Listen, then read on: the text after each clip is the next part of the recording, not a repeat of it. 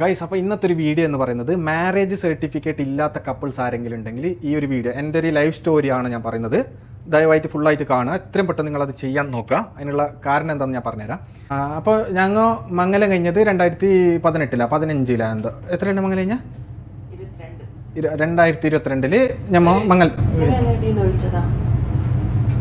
Guys. അപ്പോൾ ഓൾക്ക് എന്തോ ഇഷ്ടപ്പെട്ടിട്ടില്ലല്ലോ, ഞാൻ എന്തോ അറിയാണ്ട് എടീന്ന് വിളിച്ചു തന്നെയല്ലോ. എനിവേ അങ്ങനെ 2022 മംഗലം കഴിഞ്ഞ്, അതിന് മുന്നേ കഴിഞ്ഞിന് ഇപ്പം നാട്ടുകാരെ കാണിക്കാൻ ഒന്നും കൂടി കെട്ടി. അങ്ങനെ മംഗലം കഴിഞ്ഞ് ഞാൻ ഇങ്ങോട്ടേക്ക് ഖത്തർക്ക് വന്ന് 6 മാസം കഴിയുമ്പോൾ ഓളയും കൂട്ടിക്കൊണ്ട് വന്ന് പിന്നെ അങ്ങനെ 2 കൊല്ലമായിട്ട് ഇടനുള്ള നാട്ടിൽ പോയിട്ട് അങ്ങനെ മാരേജ് സർട്ടിഫിക്കറ്റ് ആക്കിയിട്ടാ പൊട്ട്.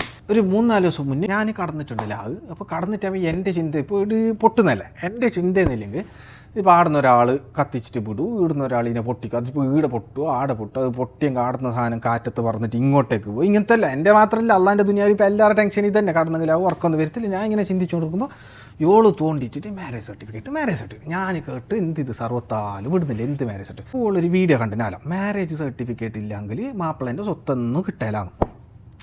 ഈ ബോളത്തിൻ്റെ ഒരു ചിന്ത ഉണ്ട്, എന്തെങ്കിലും ഇതിപ്പോൾ എവിടെയെങ്കിലും പൊട്ടിയിട്ടെങ്കിൽ ഞങ്ങൾക്ക് എന്തോ കയറും, ഓള് സേഫ് ആയിട്ട് ഉണ്ടാവും. അങ്ങനെ ആണെങ്കിൽ സ്വത്ത് കിട്ടാണ്ടായി പോരാ നല്ല ടെൻഷൻ. ഇനി മാരേജ് സർട്ടിഫിക്കറ്റ് ആക്കണം ചെന്ന് ഞാനൊരിക്കൽ കാലത്താട്ടെ എന്തെങ്കിലും ആക്കിരാ, അത് അറിയാലോ ഇപ്പോഴത്തെ അവസ്ഥ എന്താണെന്ന്. അങ്ങനെ കാലത്ത് എണിച്ച് അപ്പോൾ ഞാൻ പോയിട്ട് 10 രൂപ കൊടുത്തിട്ട് മാരേജ് സർട്ടിഫിക്കറ്റ് കൊടുത്ത് ഉള്ള കയ്യിലും കൊടുത്ത് ഒരു ബുക്കും പേറ്റനും ഇതാക്കി വെച്ചിട്ട് എല്ലോ കണക്കല്ലോ എഴുതിയിട്ട് കൊടുത്ത്. ഇപ്പോൾ ഇയാൾ ചിലപ്പോൾ എന്തെങ്കിലും ആയിപ്പോയെങ്കിൽ കണക്കിരിക്കണമല്ലോ. അതിനെല്ലാം ആക്കിയിട്ട് കണക്കെല്ലാം എഴുതുമ്പോൾ അവിടെ സൊസൈറ്റിയിൽ ഒരു 10-20 ലക്ഷം റുപ്യ ഉണ്ടാവും. ഇപ്പോൾ കണക്ക് കറക്റ്റ് അറിയാലോ, നമ്മൾ ഇങ്ങനെ നോക്കുന്നില്ലല്ലോ. അത്ര ഉണ്ടാവും. എന്തായാലും 10 കൊല്ലമായില്ലേ ഞാൻ നയിക്കുന്നത്. പിന്നെ അപ്പുറത്തെ ബാങ്കിലെല്ലാമായിട്ട് ഒരു 5-8 ലക്ഷം റുപ്യ അതും ഉണ്ടാവും.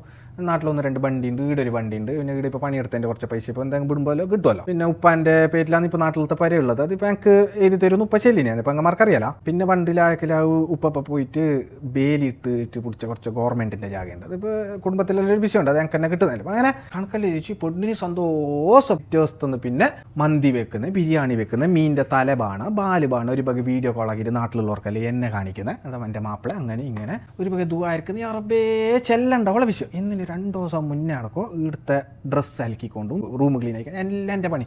എന്നെ കൊണ്ട് ഈ പെണ്ണ് പണിയെടുപ്പിക്കുന്നില്ല ഇപ്പോൾ സർവത്താലും. അങ്ങനെ ഈ 2-3 ദിവസത്തെ യോള കളി കാണുമ്പോൾ ഞങ്ങൾക്കും നല്ല സന്തോഷവും സമാധാനവും ഇതെല്ലാം ഉണ്ട്. ഇതെന്നിപ്പോൾ കൂടി എന്തായാലും ഇനിയിപ്പോൾ ഏടെയെങ്കിലും എന്തെങ്കിലും ആയിപ്പോയെങ്കിൽ തന്നെ ഈ ബാങ്കുകാരൊന്നും യോള വിടല. ഇതെല്ലാം അങ്ങോട്ടേക്ക് കൊടുക്കേണ്ട പൈസേൻ്റെ കണക്ക് ഞാൻ എഴുതി കൊടുത്തിട്ട് ഈ ബോളത്തേക്ക് എടുത്തോളറിഞ്ഞില്ല. ഓള് തിരിച്ചിട്ട് ഇതെല്ലാം കിട്ടാനുള്ള പൈസ തിരിച്ചിട്ട് ഡെയിലി ബുക്ക് എടുത്തിട്ട് നോക്കിക്കൊണ്ടല്ല. ഞാൻ എന്തോ തിരുത്താനും പോയില്ല. കാരണം ഇതിപ്പോൾ എന്തിനാ വണ്ണം കിട്ടുന്ന ഒരു ബിരിയാണി ഇല്ലാണ്ടാക്കുന്നത്. അത് ഞാൻ ചെയ്യില്ല. ഒരു മാരേജ് സർട്ടിഫിക്കറ്റ് അത്ര ആക്കി കൊടുക്കും ഓൾക്ക്. ഓൾക്കും സന്തോഷമാണ്. നിങ്ങൾ ഇങ്ങനെ ഇരുന്നിട്ട് എന്ത് പണിയെടുക്കാൻ ഒരു കോലുമുട്ടായാലും എടുത്തിട്ട് ഇട്ടീന്ന്